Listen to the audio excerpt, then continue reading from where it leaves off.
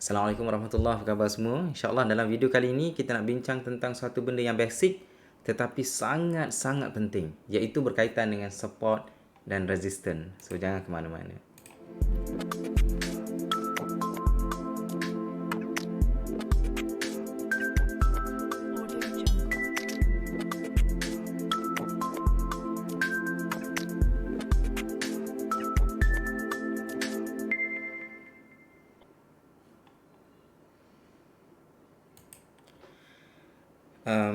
Saya rasa ramai di kalangan kita yang bila dengar tajuk ni dia rasa benda yang sangat basic.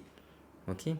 So sesiapa yang dah lama dalam pasaran mungkin akan menganggap bahawa tajuk ini adalah tajuk yang sangat asas. Tetapi percayalah bahawa tajuk ini adalah satu tajuk yang sangat-sangat penting untuk difahami dan dikuasai oleh semua pelabur dan juga pedagang-pedagang yang khususnya terlibat dengan pelaburan saham. Okey, so hari ini insya-Allah kita nak bincang tentang basic, tentang support and resistance. Okey, asas-asas berkaitan dengan support resistance, termasuklah apa definition dia, apakah yang berlaku di sebalik, apakah psikologi di sebalik support and resistance. Okey, so benda-benda macam tu kita akan bincangkan, termasuklah jenis-jenis support resistance. Okey, berapa jenis ada support resistance, dan mungkin apa yang kita akan belajar dalam video kali ini mungkin tidak complete, tidak keseluruhan, tetapi insya-Allah kita akan cuba cover benda-benda yang penting yang mana insya-Allah kita dapat aplikasikan dalam kita punya trading. So insya-Allah tuan-tuan semua, tajuk ini adalah tajuk yang sangat penting yang perlu difahami oleh semua di kalangan kita. Baik tuan-tuan semua, apakah yang dimaksudkan dengan support dan resistance? Itu benda yang kita nak bincang lah pertama-tamanya. So support basically, kalau kita tengok dalam buku-buku apa yang dihuraikan oleh contohnya Amiri et al. Tahun 2010, dalam buku dia sebut tentang definition support resistance. So support dan resistance dia kata are certain predetermined levels of the price of the security at which it is thought that the price will tend to stop and reverse. Maksudnya dia kata support resistance ini adalah satu level yang telah ditentukan. Ditentukan oleh siapa? Ditentukan oleh pelabur dan juga pedagang lah yang terlibat dengan saham untuk kaunter-kaunter tertentu lah, kaunter tersebut. Jadi setiap kaunter dia ada support resistance level dia sendiri berdasarkan historical ataupun data-data yang telah berlaku sebelum ini. So bila price sampai ke level tersebut, dia tend to reverse. Ataupun kalau tak reverse, dia stop sekejap, ataupun kalau dia tak stop, dia akan pecah, dan pecahnya dia punya resistance ataupun support itu akan menukarkan level tersebut, dia akan jadi level lain. Contohnya, kalau sebelum ni level resistance, bila sampai dekat situ dia stop sekejap contohnya, lepas tu dia pecah, apa yang berlaku? Level resistance tersebut dia akan jadi support. InsyaAllah kita akan bincangkan dari segi teori apa yang berlaku di sebalik support resistance ini dalam video kali ini insyaAllah. So pastikan anda dengar daripada awal sehingga ke hujung insyaAllah. Baik, seterusnya apa yang disebut dalam satu website yang biasa kita kunjungi, sesiapa yang belajar tentang ilmu pelaburan saham, kita akan biasa pergi ke school.stockchart.com ini. Antara website yang banyaklah membantu kita, dan juga Investopedia. Investopedia.com adalah satu website yang baguslah untuk kita mentelaah ilmu-ilmu berkaitan dengan pelaburan saham. Dia kata support and resistance represent key junctures where the forces of supply and demand meets. Dalam bila kita bercakap tentang support and resistance, kita tak boleh lari dari membahaskan tentang supply and demand. Sebab kenapa berlakunya support, kenapa berlakunya resistance, sebenarnya dia berkait rapat dengan supply and demand. Ini ekonomi 101 ini, benda asas yang kita kena faham. Yang kita kena faham. Nanti insyaAllah kita akan bincangkan kenapa boleh berlakunya support resistance. Baik. Sebelum itu kita kena faham bahawa sebenarnya dalam dalam mana-mana kaunter ataupun bila kita bercakap tentang pelaburan saham, dia berlaku orang kata tarik menarik ataupun tolak menolak antara seller dengan buyer. Okey, seller dengan buyer. Sentiasa berlaku orang kata sama ada seller ataupun buyer nak menguasai pasaran. Okey, bila seller menguasai pasaran, apa yang berlaku secara logiknya, maksudnya ramai orang nak jual. Bila ramai orang nak jual, maksudnya penjual itu menguasai pasaran menyebabkan harga akan drop. This is economy 101 lah, basic. Sebaliknya sekiranya ramai orang yang nak beli, ramai orang berminat nak beli sesuatu kaunter contohnya, sesuatu saham. Jadi bila ramai orang nak beli, secara automatik harga akan naik. Ini benda yang sangat basic tuan-tuan. Kita kena tahu, kita kena sedarlah apa yang berlaku dalam pasaran. Sekiranya ramai orang nak jual, harga akan turun. Sekiranya ramai orang nak beli, secara automatik harga akan naik. Itu benda basic yang kita kena tahu, yang kita kena sedarlah. Alright. So dalam pasaran ini akan sentiasa berlaku tolak menolak, tarik menarik antara seller dengan buyer. So siapa yang menang? Okey, kita lihat dari segi chart lah tindakan price action itu. Sekiranya price action itu turun, maksudnya seller yang menguasai pasaran. Sebaliknya sekiranya price action itu menaik, bullish, maka buyer menguasai pasaran. Itu benda yang sangat basic lah. So saya nak bagi analogi supaya kita semua faham. So seolah-olah berlakunya pergelutan antara seller dengan buyer. Sekiranya seller itu menguasai pasaran, sekali lagi harga akan drop, manakala sekiranya buyer menguasai pasaran, harga akan naik. Itu logik. So benda yang basic yang perlu kita tahu. Baik, seterusnya, saya nak bagi satu analogi lah tuan-tuan semua. Saya biasa bagi analogi ni. Saya biasa bagi analogi untuk kita faham apa maksud support dan resistance. Kenapa bila sampai certain level, price itu dia tend to stop ataupun dia cenderung untuk reverse. Okey. Kalau kita nak mudah, saya tunjukkan analogi yang saya biasa bagi, dan ini saya susuli dengan satu orang kata illustration lah, illustration tentang durian. Saya sebenarnya tak minat sangat makan durian, tapi boleh lah kan. Kita ambil contoh durian Musang King. Mungkin ramai di kalangan kita, di kalangan tuan-tuan semua yang minat dengan durian dan biasa makan durian Musang King. Saya secara personal, saya tak kisah durian apa pun. Yang penting rasa sedap. Okey. Yang mungkin saya tak minat sangat beli durian mahal.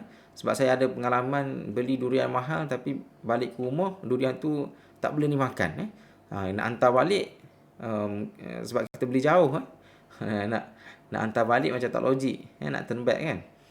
Jadi sekarang ni saya fokus kepada durian yang biasa-biasa, durian kampung.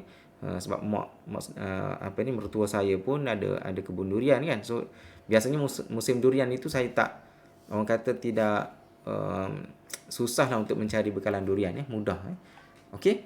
So contohnya Musang King. Yang ni contoh saja. Mungkin tidak kena dengan realiti lah.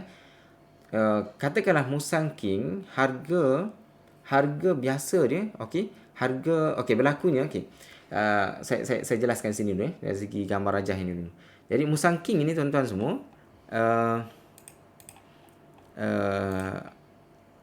kita bayangkan bila bermulanya musim durian, so ada dua kelompok manusia lah, ada buyer dan juga ada seller. Seller ni penjual durian lah. Okey. So katakanlah penjual durian ni dia bukannya kebun dia sendiri. Katakanlah dia ni beli dengan harga modal mungkin dalam RM50, RM60, ataupun kita ambil RM50 lah. Maksudnya modal seller ni dia dapat RM50 sekilo. Okey. Buyer mungkin dia tak tahulah harga berapa yang nak beli kan. Baik, katakanlah tuan-tuan semua, bila Musang King keluar di pasaran, harga pada waktu itu keluar adalah dengan harga RM50. Okey? RM50. Okey. So bayangkan bila harga durian itu keluar dengan harga RM50 sekilo, okey, dan pada waktu itu buyer merasakan bahawa RM50 sekilo ni murah bagi Musangking lah. Ni contoh saja, mungkin tak kena dengan harga sebenar Musangking ni. Contoh saja. Jadi katakanlah RM50 sekilo dan buyer merasakan bahawa harga tu murah. Sebabnya kalau nak banding dengan tahun lepas contohnya, harganya dekat paling tinggi dia boleh pergi ke RM100 sekilo. Okey. So apa yang berlaku sekarang ni, seller merasakan harga RM50 sekilo tu murah. Jadi apa yang berlaku? Buyer akan start beli lah. So bila buyer beli, buyer datang ramai-ramai, dia beli. So apa yang berlaku? Sebab harganya murah kan, RM50 sekilo. So RM60 sekilo pun ada lagi buyer nak beli. Bila nampak ramai sangat orang nak beli, seller pun rasa kalau aku jual dengan harga RM70 pun rasanya still laku. So apa yang berlaku? Seller naikkan harga, buyer still ada lagi. Okey. Jadi ramai lagi nak mari, ramai lagi nak beli. Lepas tu seller kata, kalau aku naikkan RM80 pun still rasanya ada orang nak beli lagi ni. So seller ramai-ramai berpakat untuk jual dengan harga RM80 sekilo. Okey, so buyer dah start fikir, RM80 sekilo, asalnya RM50 sekilo. Tapi sekarang ni RM80 sekilo. Tapi still okey lah, murah lagi lah kalau nak banding dengan tahun lepas kan. Jadi still ada lagi buyer yang nak beli. So buyer still beli, okey. Tapi dah start berkurang dah. Dah berkurang dah orang nak beli dengan harga RM80 sekilo. Seller macam biasalah, bila seller mestilah dia fikir nak untung lebih kan. So apa yang berlaku? Kalau dia jual dengan RM80 sekilo, still ada orang nak beli. Okey. So apa yang berlaku? Seller dia meneruskan kenaikan. Dia naikkan lagi harga. Okey, dia naikkan harga.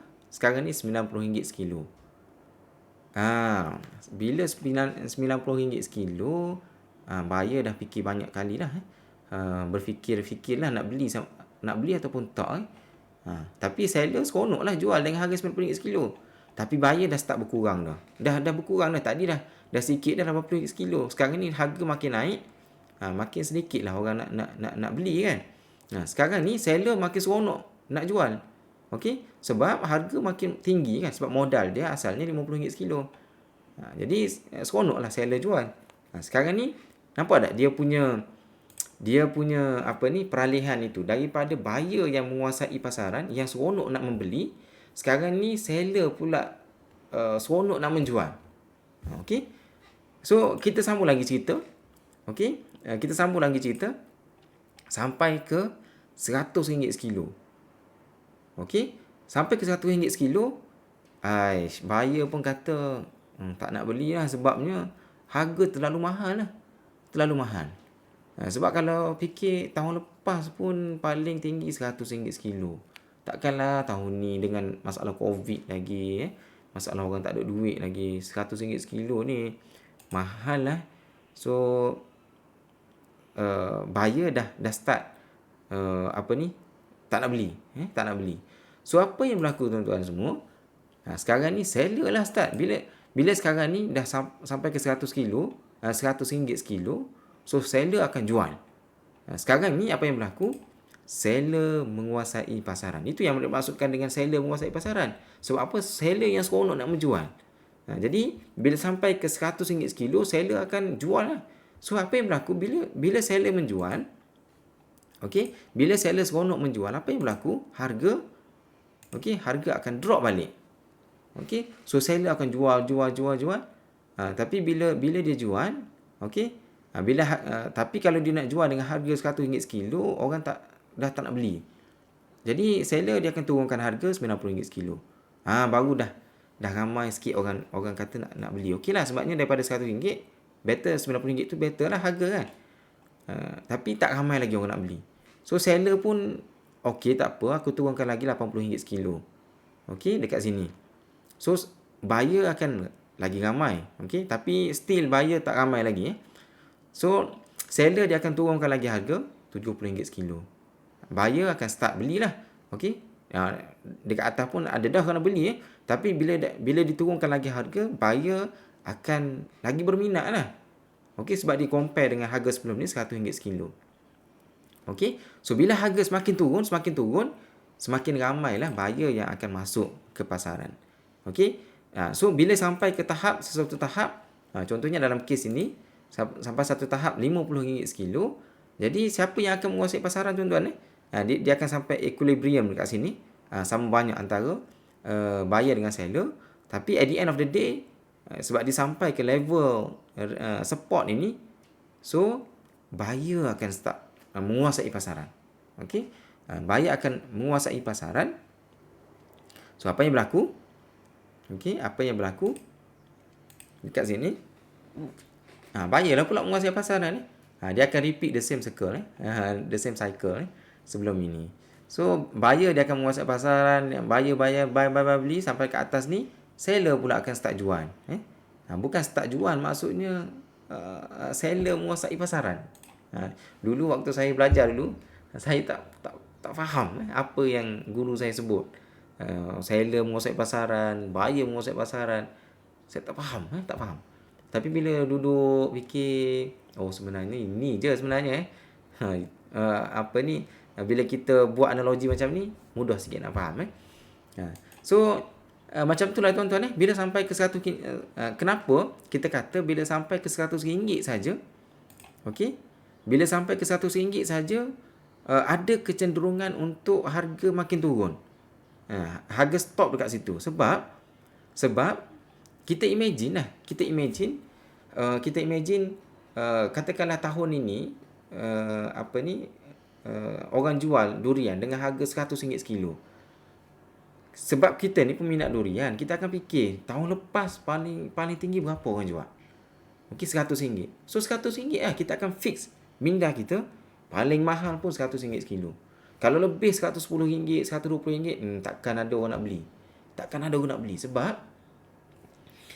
Sebab tahun lepas paling tinggi pun RM100 sekilo.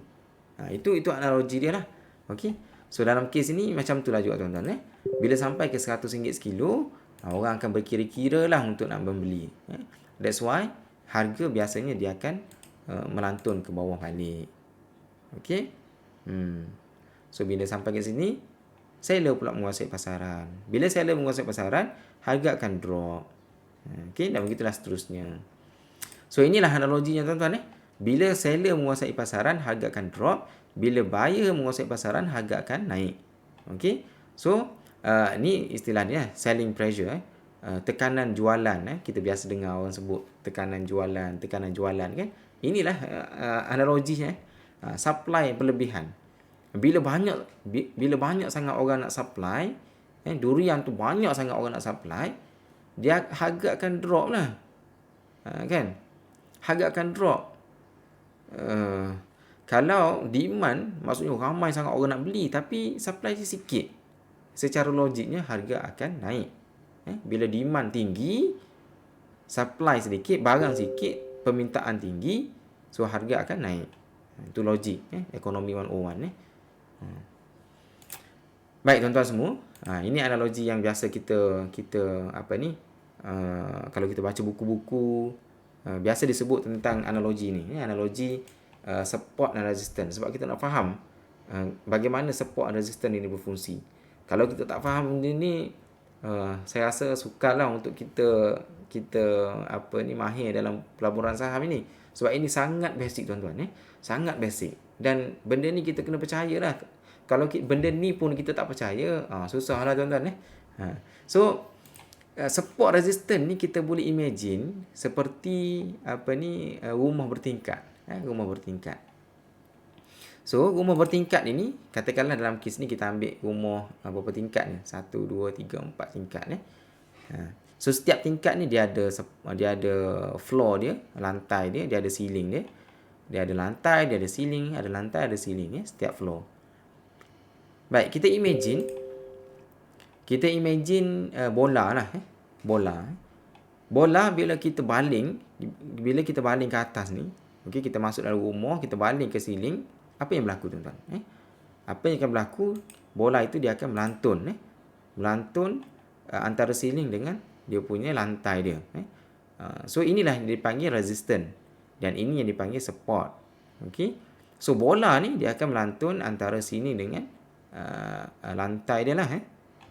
Cuma bila satu tahap, bila berlakunya bila ceiling ni pecah. So katakanlah bola ni dia lantunannya kuat sangat dan ceiling ni tempat lemah, mungkin ada lubang dekat sini. So dia bocor. Okey. Dia pecah. So apa yang berlaku? Bola tu dia akan berada di tingkat 2 lah. So bila berada di tingkat 2, ceiling tadi dia akan bertukar jadi support. Yang ni yang diistilahkan sebagai resistance turn support. Resistance turn to support line. Line rintangan menjadi apa? Support apa? Lantai ataupun sokongan. Rintangan menjadi sokongan. Level rintangan dia akan menjadi level sokongan. Okey. So bila berada di tingkat yang kedua, so apa yang berlaku? Bola akan melantunlah di antara ceiling tingkat kedua dengan lantai tingkat yang kedua. Lantai ni asalnya adalah ceiling bagi level yang pertama tadi. Tapi bila bola dah berada di level yang kedua, so dia akan cari ceiling yang baru dan dia akan melantun di atas support yang asalnya resistant pada level yang pertama. Okey. So katakanlah bola tu sekali lagi melantun dengan kuat dan dia pecah ceiling bagi level yang kedua, dia akan naik ke tingkat yang ketiga. Okey. Tingkat yang ketiga, sebelum dia sampai ke tingkat keempat dia tersekat dengan satu level yang akan menjadi dia punya resistance. Ceiling barulah. Okey. So dia akan melantunlah di antara ceiling dengan support. Okey. Ceiling dengan lantai tadi. Okey. So begitulah juga sekiranya price itu dia melantun ke lantai dan lantai itu pecah. Okey, so apa yang berlaku? So sekarang ini yang asalnya support dia akan bertukar jadi resistance. Ini basic. Benda yang sangat basic yang kita semua kena faham, tuan-tuan. Kalau kita tak percaya benda ni, kalau kita tak mahir benda ni, maksudnya jauh lagi lah kita nak mahir dalam pelaburan saham. So ini benda yang basic, benda yang asas kita kena kuasai, kita kena faham. Okey. So bila keluar daripada rumah tu, mungkin dia akan cari support barulah, support dengan resistance yang baru. Baik. So kita nak masuk tajuk kita yang penting ni. Tajuk kita adalah berkaitan dengan support dan resistance. So apa jenis support dengan resistance? Apa jenisnya? Okey, basically kalau kita baca buku-buku, kalau kita baca tulisan-tulisan, dia akan bahagikan kepada dua jenis. Okey. Ada dua jenis iaitu static dengan dynamic. So mungkin tuan-tuan semua kalau kita baca buku, of course dia akan divide pada dua, static dengan dynamic. Cuma klasifikasi ini mungkin ini based on pengalaman saya lah. Mungkin anda bila baca buku mungkin lain explanation daripada author buku-buku tersebut. Baik, basically inilah dia punya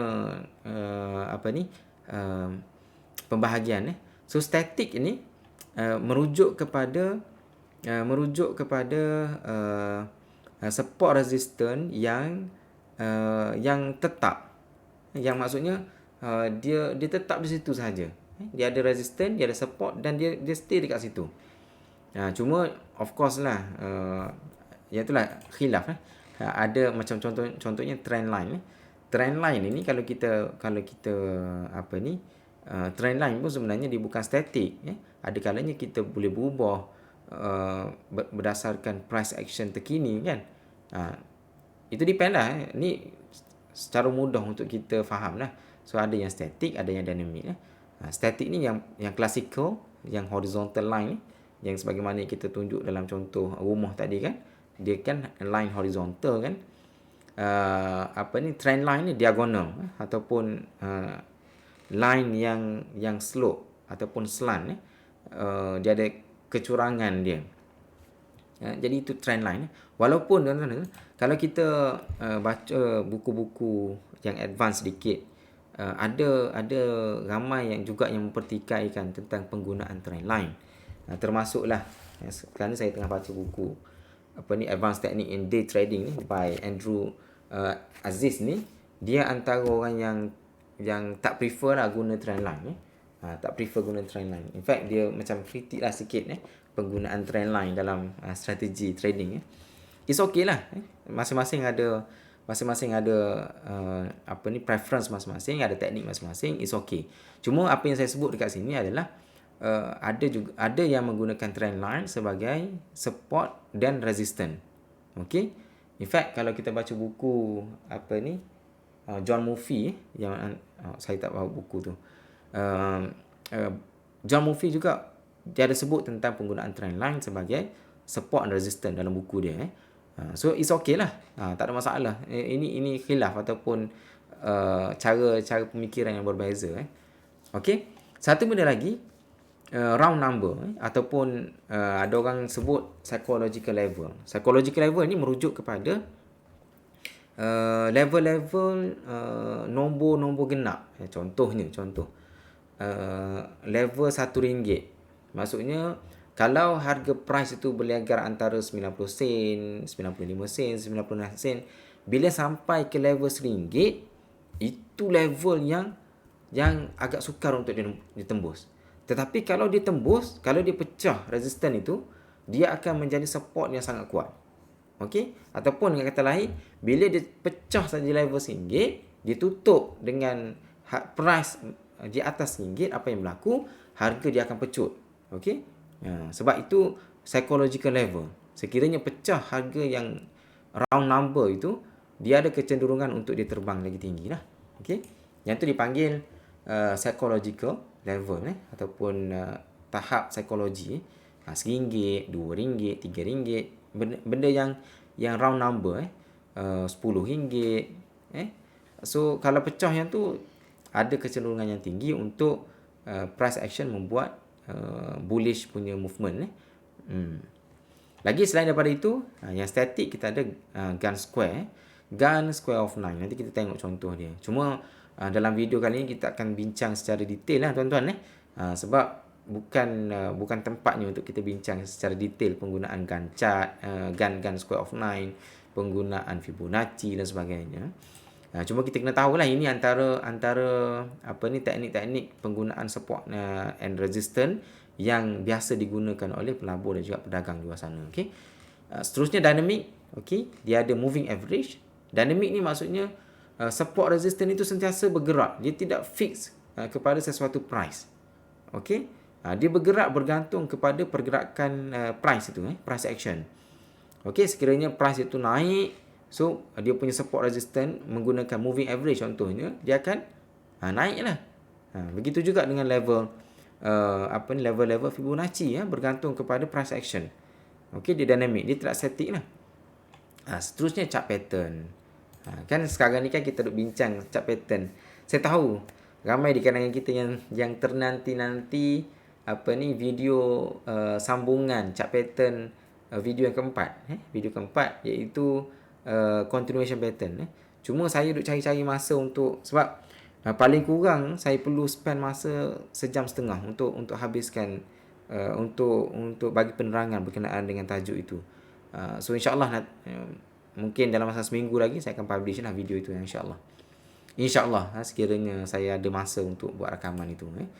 Okay. So salah satu support resistance di bawah dynamic punya classification adalah chart pattern. Okay. Chart pattern. Ini benda yang kita bincang detail tuan-tuan. Sekiranya tuan-tuan tak tengok lagi video tu, kena tengok daripada siri yang pertama sehinggalah sekarang ini kita tengah buat rakaman ataupun tengah prepare untuk buat rakaman siri yang keempat. Okey, ataupun bahagian keempat ni. So chart pattern ni sangat penting juga untuk kita faham tentang support dengan resistance dia. Alright. So contoh, yang ni classical ni contoh dan saya rasa saya tak perlu buka platform lah untuk illustrate ni. So yang ni contoh classical ataupun horizontal line ni. Horizontal line ni. Katakanlah ini floor yang pertama. Okey, yang ni floor yang kedua. So kalau kita lukis, ni dia punya dia punya line dia. Perhatikan dekat sini, bila price daripada bawah ni, bayangkan bola tadi melantun, dia kena shilling pada harga RM1.06. So apa yang berlaku? Dia melantun ke bawah. Okey. Tapi melantun ke bawah dekat sini, dia sebenarnya ada level ke bawah ni. Okey, kalau kita draw line ini, sebenarnya dia ada lantai dekat sini. So yang ni resistance, bila breakout, so yang ni jadi support.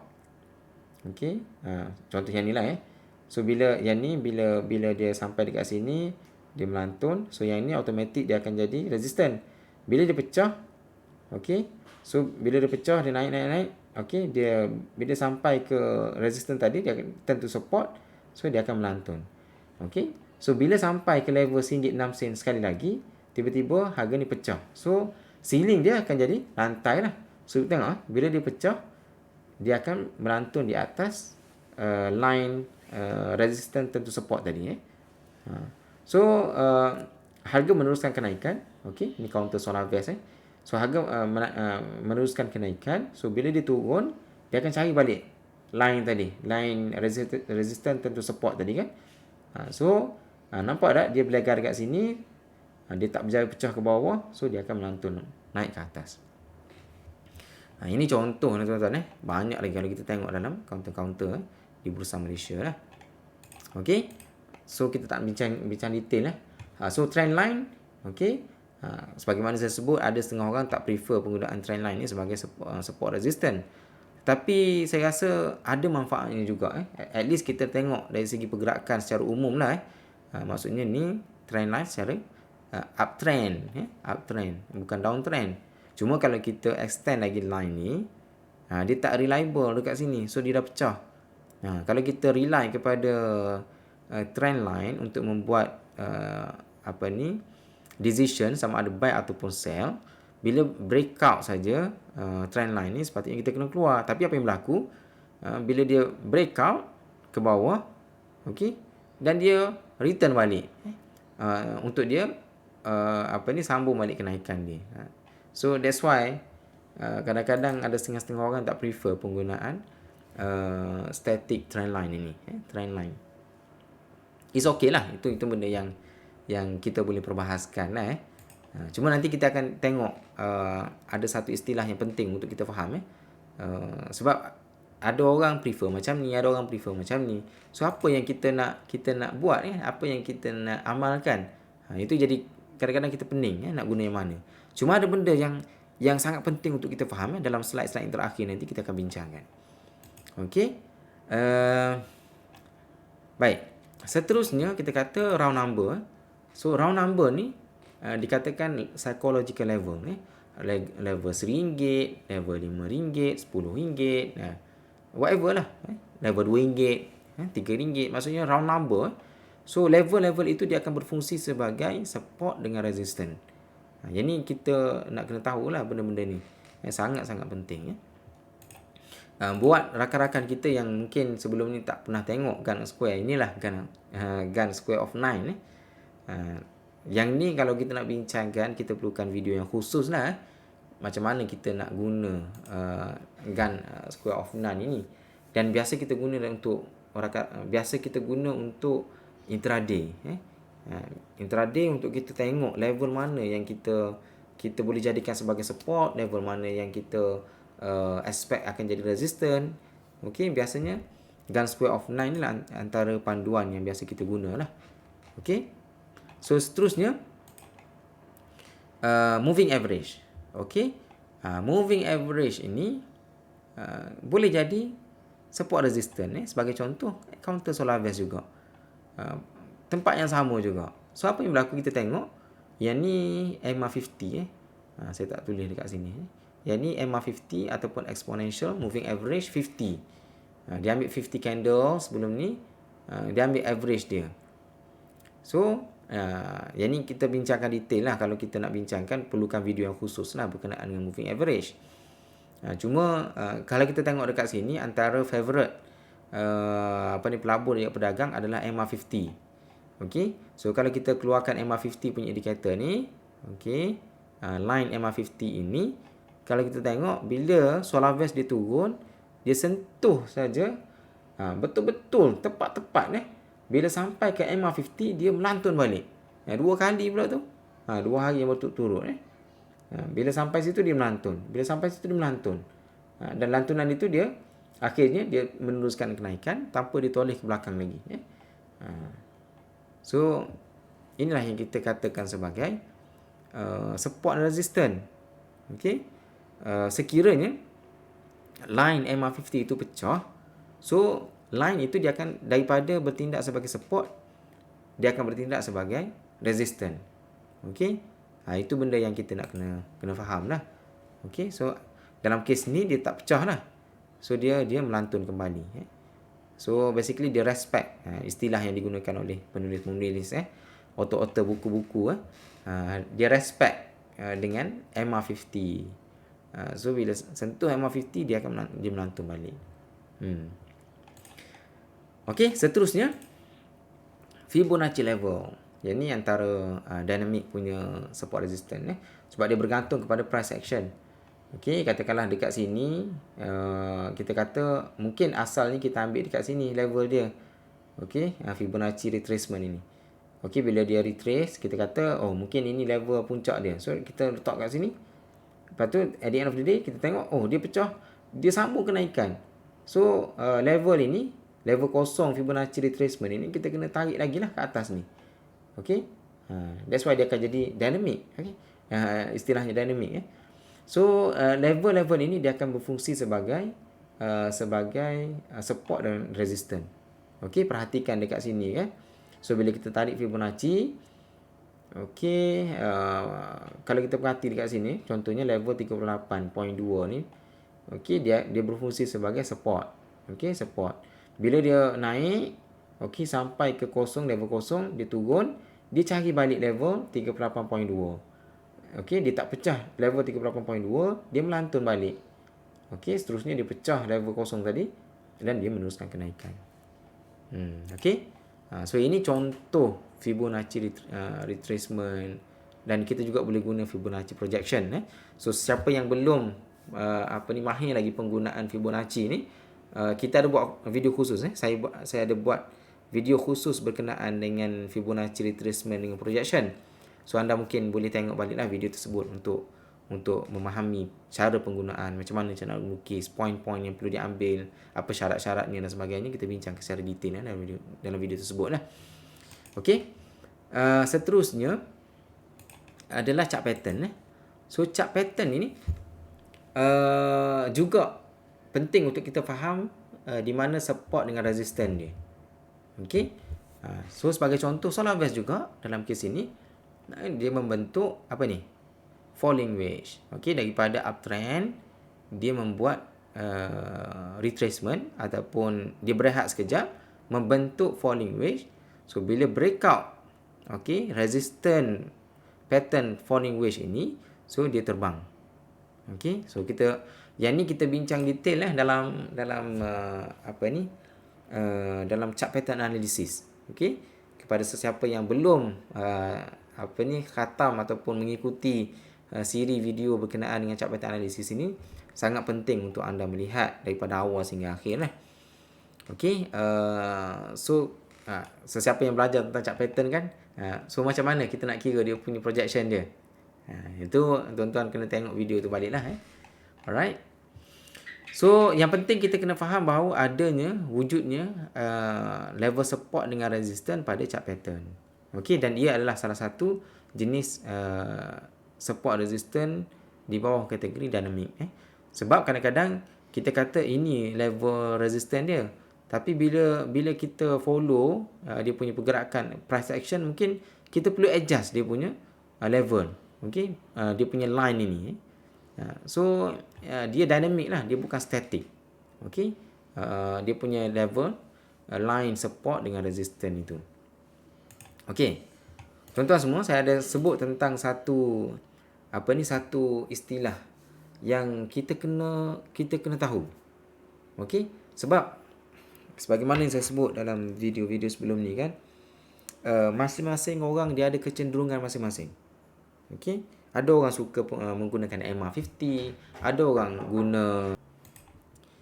orang suka menggunakan trendline, ada orang suka guna apa ni chart pattern, macam-macam kan. Cuma macam mana cara untuk kita orang kata betul-betul manfaatkan peluang yang ada. Di sana ada satu istilah dipanggil area of confluence. Kawasan di mana menjadi satu tumpuan kepada semua jenis, ataupun kalau kita kata okey, CA prefer horizontal line sebagai support resistance. Ada orang prefer trend line, ada orang prefer chart pattern, ada orang prefer Fibonacci, ada orang prefer apa lagi? Gun of square of 9 gun square of 9. Jadi bila kita combine semua, yang tu yang sangat penting untuk kita faham. Bila kita bayangkan semua orang ada preference masing-masing, dan bayangkan sesuatu preference itu bila kita gabungkan semua, yang tu yang dikatakan sebagai area of confluence. Sangat powerful, sangat powerful. Kalau saya prefer MA50, tuan-tuan semua prefer horizontal support line, classical support line. Katakanlah satu area price itu sedang berada betul-betul di atas semua yang kita preference kita masing-masing itu. So bayangkan apa yang berlaku. Sebagai contoh, saya nak tunjuk contoh juga counter Solaves lah. Okey. Jadi kita kata ada orang prefer, contohnya ni saya prefer MA50.